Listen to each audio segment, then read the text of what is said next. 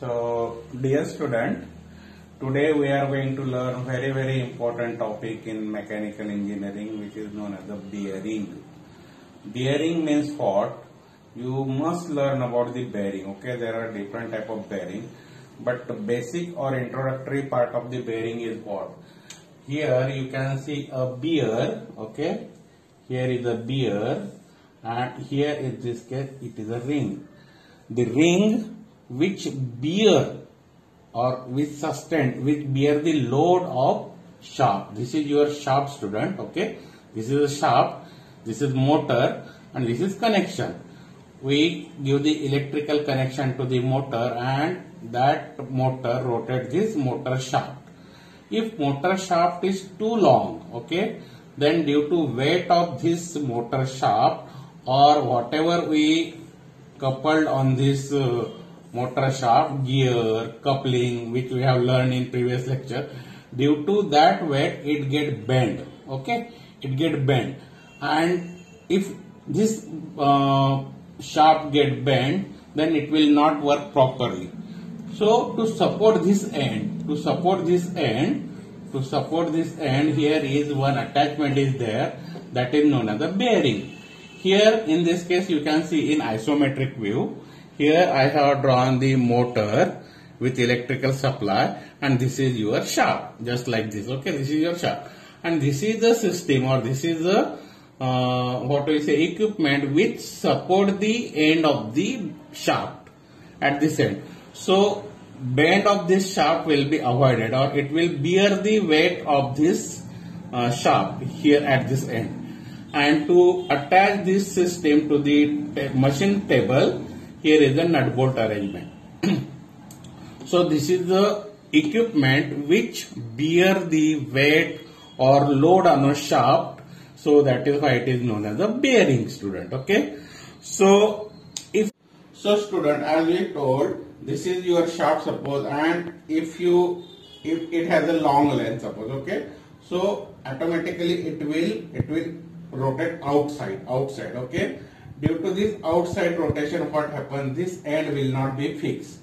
So if you fix this end here, okay, after some time what happens? This hole again get large, and it will again rotate outside or run out. It will run outside the hole.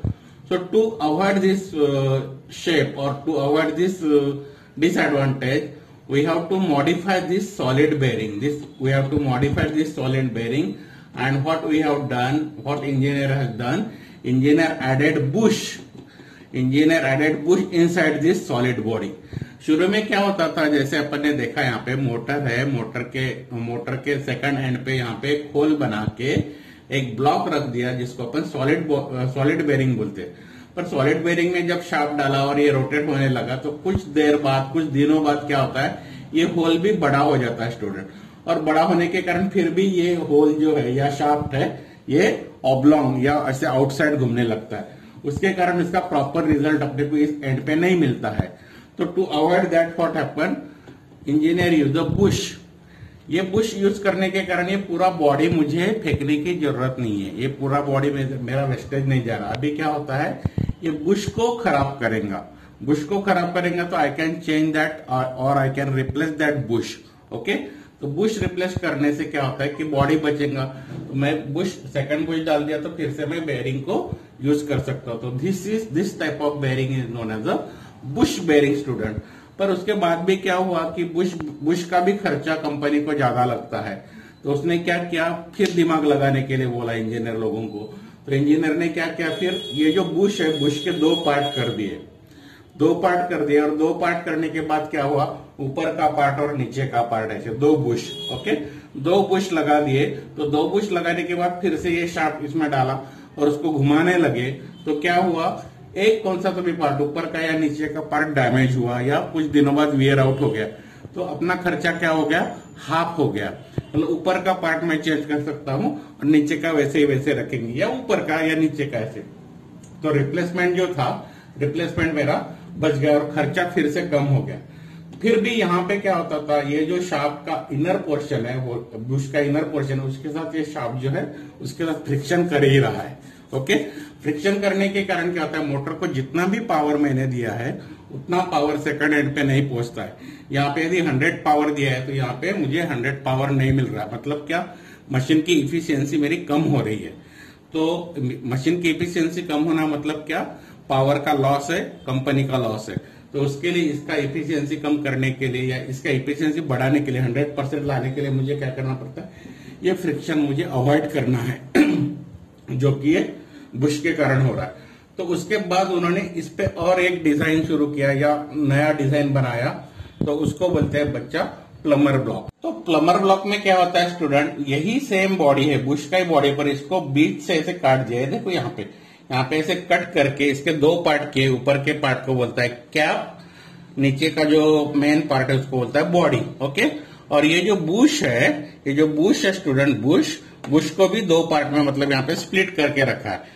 तो यहाँ पे तुम लोग देखते हो यहाँ पे एक होल है, ये होल किसके लिए, ऑयल के लिए है, ऑयल।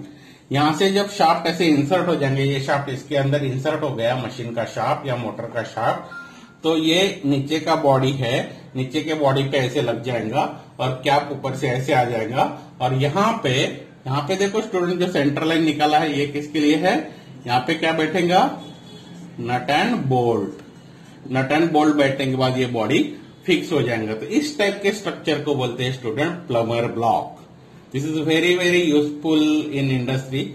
सभी साइड में या सभी कंपनी में मैक्सिमम वर्कशॉप में प्लमर ब्लॉक का ही यूज किया जाता है। पर इसका डिसएडवांटेज या ये सबका डिसएडवांटेज क्या है, all these are your which type of bearing, frictional bearing. इन सभी बेरिंग में क्या होता है, फ्रिक्शन होता है स्टूडेंट। यहाँ पे फ्रिक्शन होगा, ये इसका जो सरफेस है ना, ये सरफेस इसके शाफ्ट के साथ यहाँ पे टच करेगा, तो यहाँ पे फ्रिक्शन ही होता है। उसके बाद यहाँ पे देखो, यहाँ पे क्या है, बुश यदि सर्कुलर है तो वो सर्कुलर पोर्शन में घूमेगा।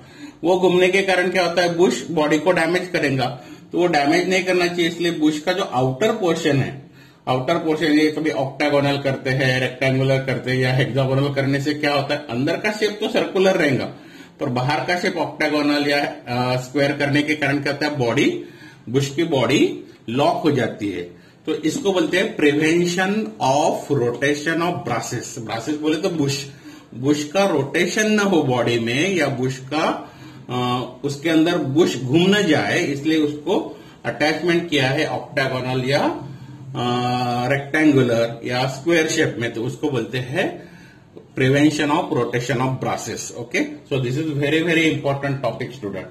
उसके बाद ये जो शाफ्ट जो होता है, मोटर का शाफ्ट या मशीन का शाफ्ट, यदि ऊपर से आ रहा है, ऐसे ऊपर से आ रहा है और बेरिंग नीचे से उसको सपोर्ट कर रहा है, तो इस टाइप के बेरिंग को बोलते हैं अपन पिवोट बेरिंग, जिसमें उसका वेट जो होता है उसको परपेंडिकुलर होता है। इसमें क्या होता है, इसमें पैरेलल होता है, ये जो है इसके साथ इसमें पैरेलल होता है स्टूडेंट। इसमें क्या होता है, बॉडी और ये पैरेलल होता है, इसमें परपेंडिकुलर होता है ये ऐसे।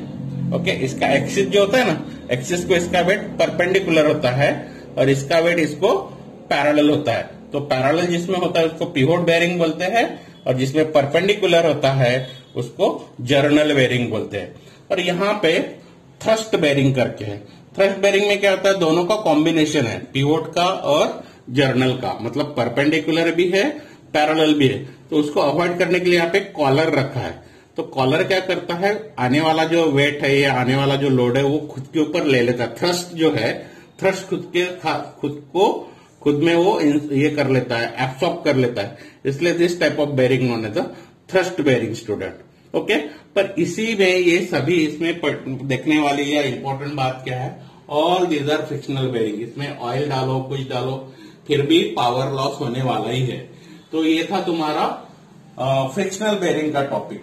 बट इसके आगे मुझे यदि फ्रिक्शनल बेरिंग नहीं चाहिए, मुझे पावर ज्यादा से ज्यादा जनरेट करना है, तो what I will do, I will reduce this contact. So contact के जो